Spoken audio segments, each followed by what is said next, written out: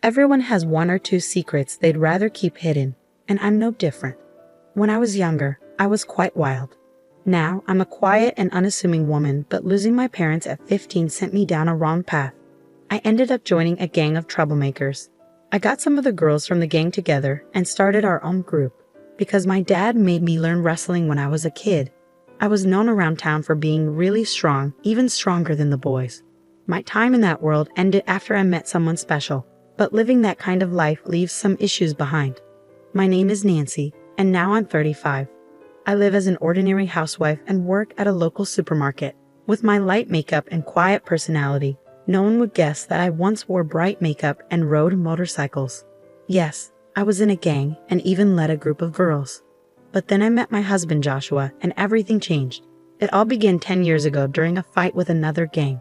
They were always causing trouble whenever we met. One day, things got really intense. Joshua stepped in unexpectedly to help his brother, who was part of the other gang. As everyone was fighting and falling, Joshua and I were the only ones left standing. I even remember him laughing when he realized his brother wasn't even there. Despite the chaos, Joshua seemed really calm and composed. I couldn't help but notice. "Hey, you're pretty cool," I said to him. "Me? Really? Looking like this? You must have some strange tastes. Were you calling out for someone named Noah? Did you find him?" "No, it turns out my brother wasn't here." That's how our quiet chat began.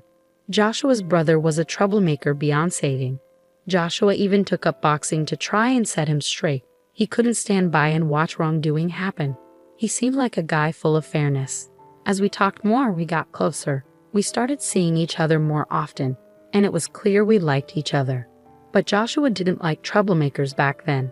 Even though we liked each other, my past in the gang held us back.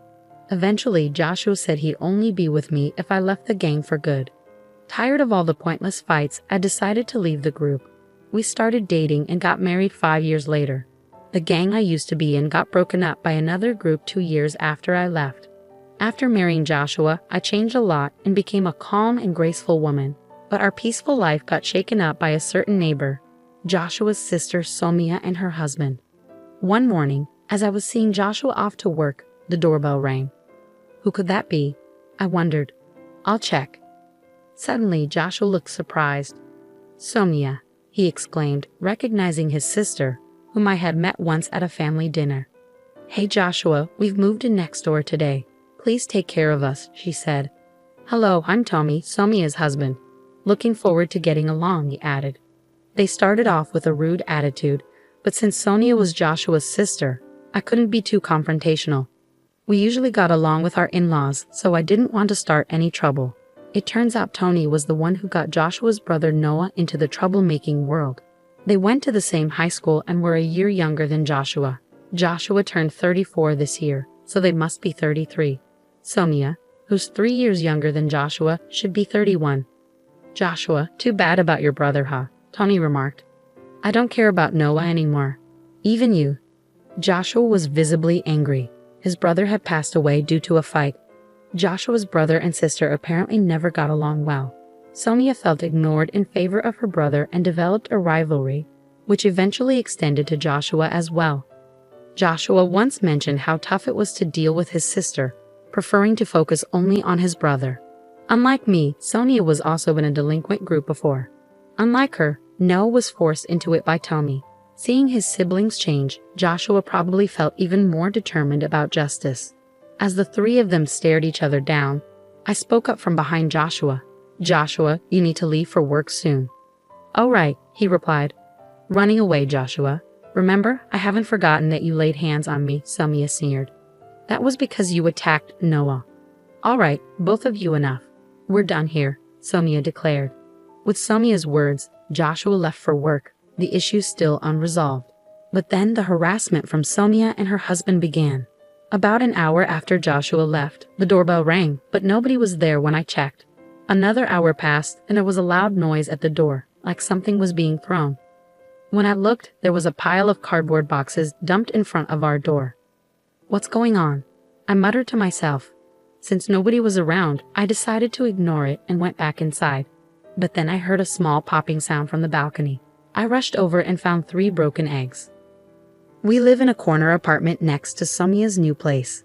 This means the harassment likely came from her apartment since there are no neighbors on one side, and it's too high for someone from below.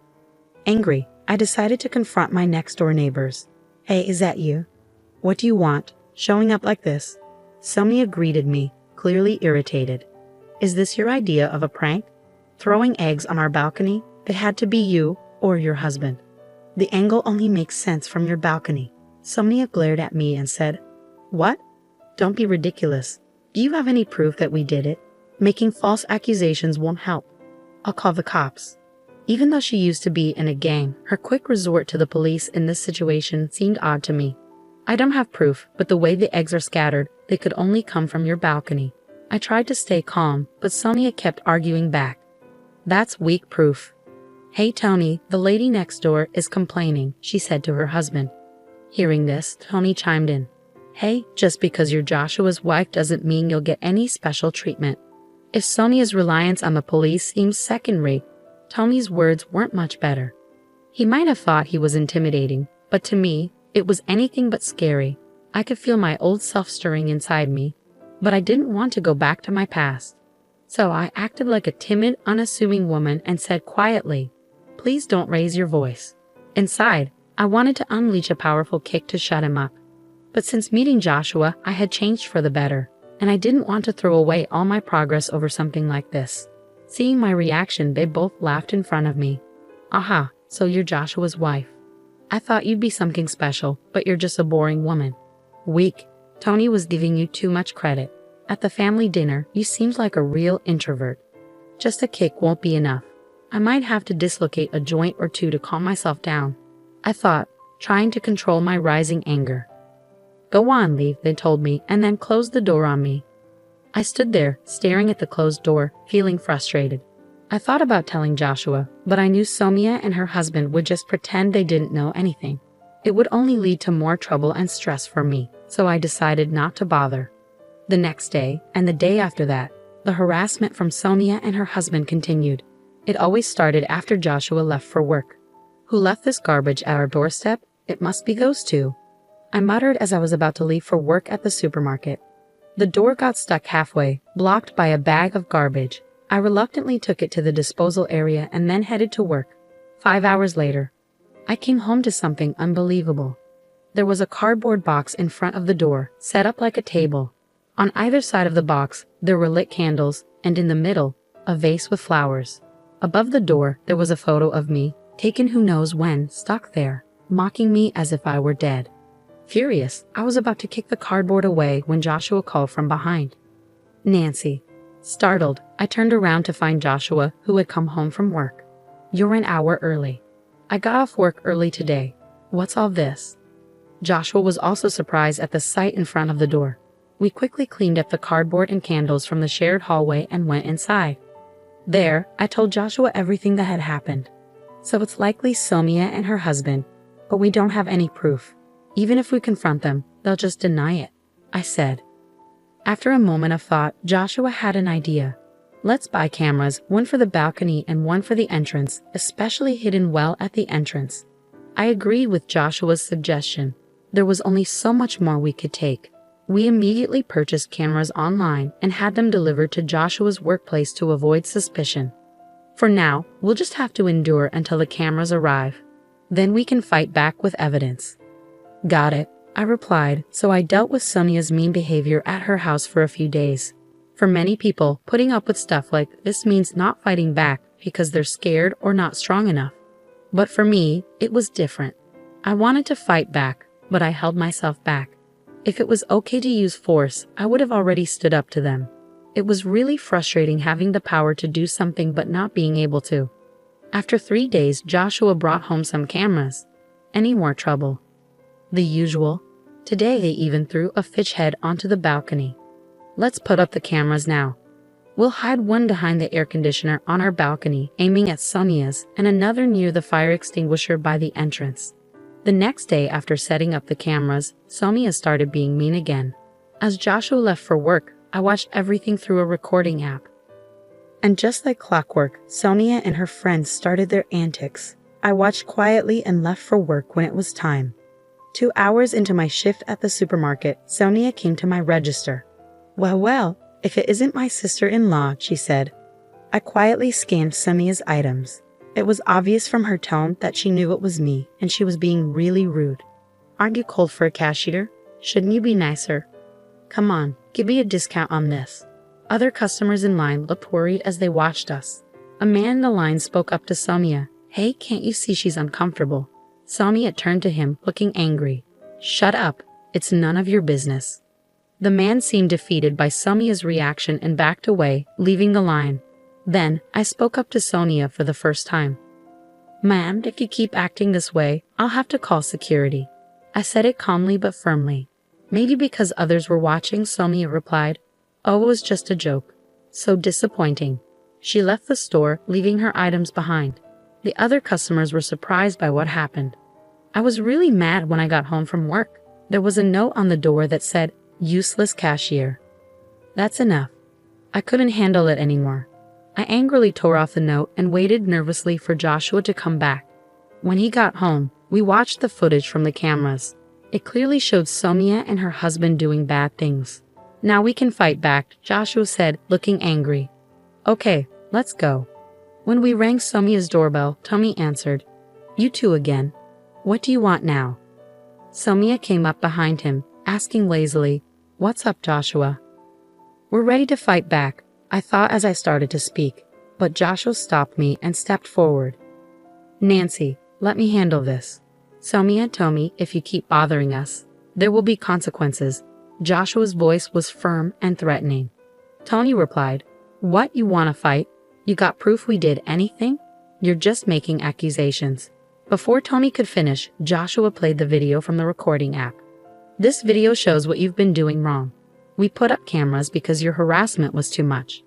This made Sonia and Tony quiet, which was unusual for them. Sonia looked a bit worried and turned to Tony, while Tony glared back at us with a deep frown. You caught us this time, I said seriously. But remember, the trouble started from your side. Tony replied, So you want to solve this with a fight, huh? Hold on, Joshua, I'm calling someone. Call whoever you want. We'll be ready, Joshua said firmly, not backing down as things got more intense. Tommy urgently talked into the phone. William, I need help now. His tone was different from before, now begging for help. After hanging up, he turned back to us. Get ready. Willie, the toughest guy around here, is coming. He looked smug, thinking he'd win with someone else's help, but it showed he was really a coward. Why not face us yourself?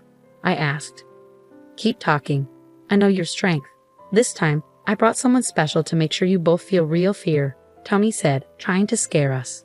5 minutes later, William arrived, the guy Tommy had talked big about, but he looked surprised when he saw us.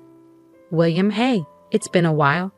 Sonia and Tommy seemed excited, expecting a lot from him, but that excitement quickly faded. What's happening?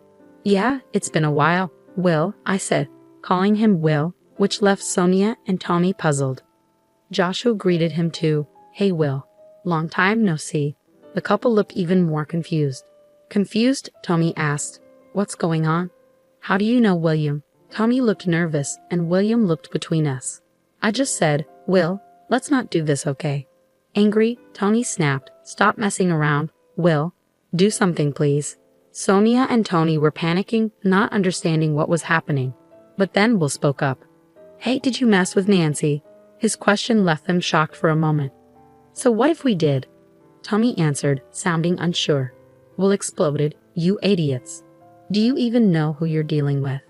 His scolding left them stunned. They clearly had no clue. Seeing this, I turned to Joshua and asked, Hey, can I go back to how I was 15 years ago, just for now? But instead of Joshua, it was Will who replied, Nancy, please don't. If you do something, it could get worse than just a fight. What, are you giving me orders now, Will? No, that's not what I meant, Will stuttered. Seeing the guy they called for help now apologizing to me, Sonia and Tony were confused. What's going on here? They looked scared as Will talked. Do you two know about BBN? Yeah, that's right. It's famous. It stands for Black Butterfly Nancy, right? The nickname of the former leader of a ladies' group. That's correct, and this lady here is Nancy herself. No way, really? Both of them lost their tough act instantly. Will continued. Back then, I led another group, but we got beat by Nancy's group. She could handle 30 people alone. Sonia and Tommy now looked at me with fear. It made sense. They thought they were picking on someone weaker, only to find out she was the leader of a group they used to be a part of. I didn't know Nancy was practically a legend. We joined the group 6 months after you left, Sonia said. They joined after I left. Will had been in the group with me and stayed even after I left, looking after Sonia and Tommy. He left just before a rival group took us down. By then, Tommy was the leader. Before you ruined it, the group was unbeatable. You can't mess with Nancy, Will said. The group that took us down is now the strongest. But if Nancy was still around, she'd still be the strongest. Seeing Sonia and Tony crumble, Will turned to me and said, "Please forgive them for my sake." Watching Will apologize, Sonia and Tony seemed defeated. They never expected their call for help to go so wrong. "Fine, but you owe us," I said, glaring at them. They let out a small gasp. "For a month, you'll clean this apartment and our balcony since you made a mess. If you miss even one day, I won't be so nice next time." "Okay," Sonia agreed, clearly intimidated. Tommy just nodded vigorously, unable to speak. Watching them, Will remarked, "Nobody can really challenge Nancy." Hearing this, Joshua, who had been quiet until now, finally spoke up. "But I don't like troublemakers. If Nancy hadn't changed, I wouldn't be here." He said it softly, and I looked up at him. "Don't worry, I won't let that side of me out again." At this, Will burst into laughter, and we all ended up laughing together. Will and Joshua knew each other because we met after I left the group. We ran into Will while on a date and ended up having tea together. "Now that's settled. Why don't you join us for dinner, Will?" The three of us left Sonia and Tommy slumped by the entrance and went to our apartment. Before going inside, Joshua added, "Sonia, you're my sister, so I'll let it go this time. But there won't be a next time." Watching him, I wondered if he too had that same fighting spirit as us. From that day on, Sonia and her husband stopped bothering us. They kept their promise and cleaned our balcony and the shared areas of the apartment. Even though they were just troublemakers doing chores, other residents stopped paying them much attention after a while. After a month, Sonia and her husband left without a word. Even Joshua, their family, didn't know where they went. Maybe they felt uncomfortable staying there. We didn't bother looking for them further and thought they made a wise decision. Finally, we had our peaceful life back. Neighborhood problems are common, but I never thought I'd be so involved. At least it ended well. I have a past I'd rather not talk about. Joshua has kept it secret all this time. I'm not ashamed of everything in my past, but I've learned from my mistakes. I just want to cherish my life with Joshua now, and I hope to never show my true self to anyone again. That's all I'm thinking about now.